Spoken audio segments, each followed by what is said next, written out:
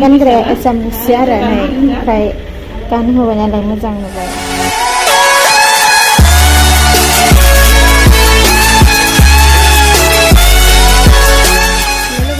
नोंथांमोनखौ आंनि दैमारि official YouTube चेनेलाव आरोबाव खनसे फिन बरायहरनाय थाबावबाय मानो होनबा लोगोफोर आं मोनसे माने भिडिअ लाबोनो नागिरदों नै ओमफ्राय आङो दा माने रडआव थांनो ओंखारदों आरो लोगोफोर बोराइजों रडआव आङो मोनसे माने आं सिगां कर्स लानाय पार्लारावहाय मोनसे बुस्थु अर्डार खालामदोंमोन बेखौ माने मोनफैबायनो बेखौनो आङो दा लायनो थांनो ओंखारदों लोगोफोर ओमफ्राय दा नै न'निफ्राय ओंखारबोबाय थांनोसै जों स्कुटिजोंसो थांनो नागिरदों आरो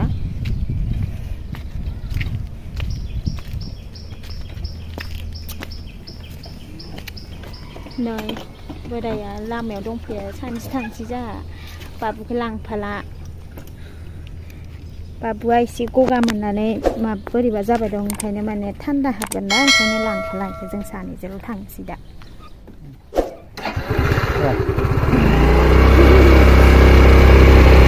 दानिया जों थांबाय थानोसै लोगोफोर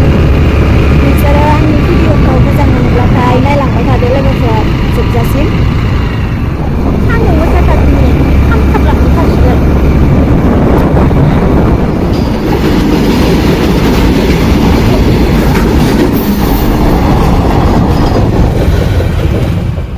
नै जोङो पार्लाराव मोनफैबाय दायो ओमफ्राय जोङो बिउटि पार्लाराव हाबग्रोनानै लानोसै ओमफ्राय उनाव बबेयाव हाबनाय जायो बेंकआवबो थांनांगौ आरो बेयाव सिगां हाबनानै लाग्रोनोसै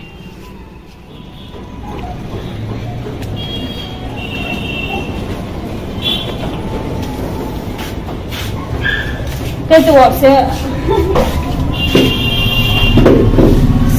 स्टुडेन्टफोर थायो बिराद स्टुडेन्ट दंसोगारो खोमा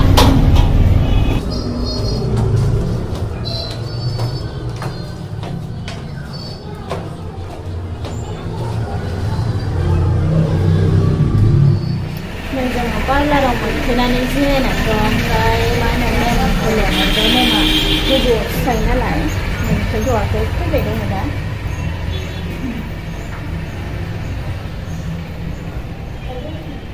सिङाव ओमफ्राय सिङावहाय गोदान स्टुडेन्टफोर दंसै ओमफ्राय आं नोंजों कन्टिनिउ रायलायगासिनो क्लास सोलिबाय दं बिसोरनि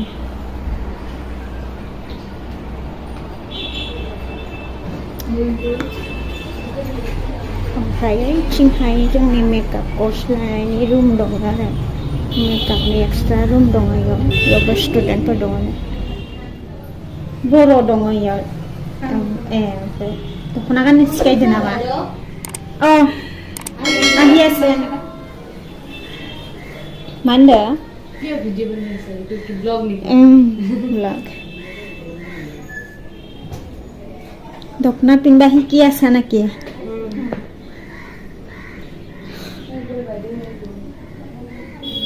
बर' दखना गाननो सिखायगासिनो बिसोरो माने बाय आब'आ बर' नालाय गाननो सिखायगासिनो ओमफ्राय नों रोंबाङा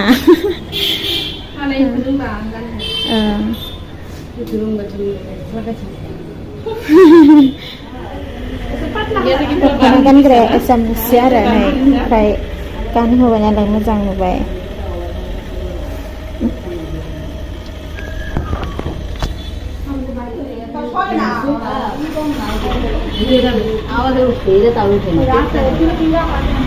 बिथिंहाय बोरै हारसिं जनानै दं नै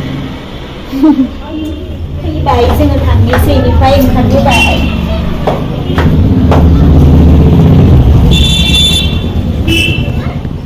नै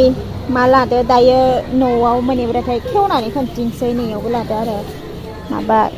अर्डार होनायखौ मोनबाय ओमफ्राय बेयाव लागोन दा बेखौ नङा ना जांख्रिजोबगोन जांख्रिगोनलै बेयावनो लानोसै आं बेगाव मेम मोना मालाय मन्दिराव थांनो ओंखारदो बेयाव गाखोबाय बिसोरो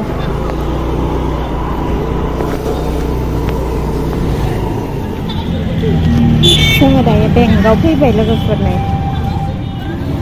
नै स्टेट बेंकनिफ्राय जोङो नैयाव गारि दोनदोंमोन नालाय बेयाव फैबाय ओमफ्राय जोंना खामानियानो जायासै दिनै माबा मा होनो एटिएमनि फर्म जमा होनोसो फैदोंमोन नालाय एटिएम गोदान बानायनो होननानै ओमफ्राय दिनै लायानो मालाय ओमफ्राय जोङो दा ओंखारबोफिनबाय ओरैनो खामानियानो जायासै जों न'आव थांफिननोसै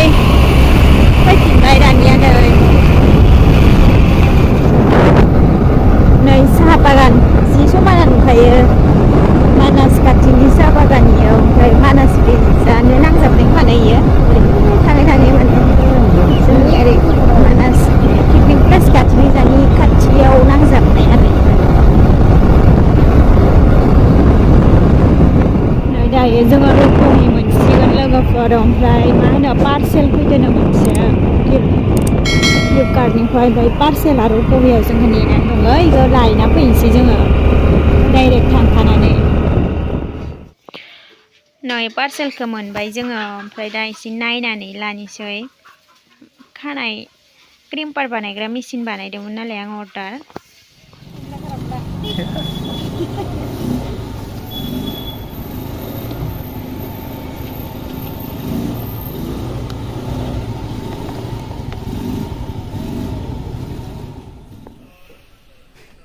न'आव मोनफैफिनबाय जोङो दासो ओमफ्राय नै आथिं ओरै सुनानै लानोसै ओमफ्राय मा होनो आं मा लाबोखो नोंसोरनो दा खेवनानै खिन्थिनोसै आरो नै लोगोफोर नायदो आं मा लाबोदो नै रडआव थांनानै बेखौनो लायनो थांदोंमोन आं बे पिएससिनि मालखौ जोंनि रुपहियाव मोना माने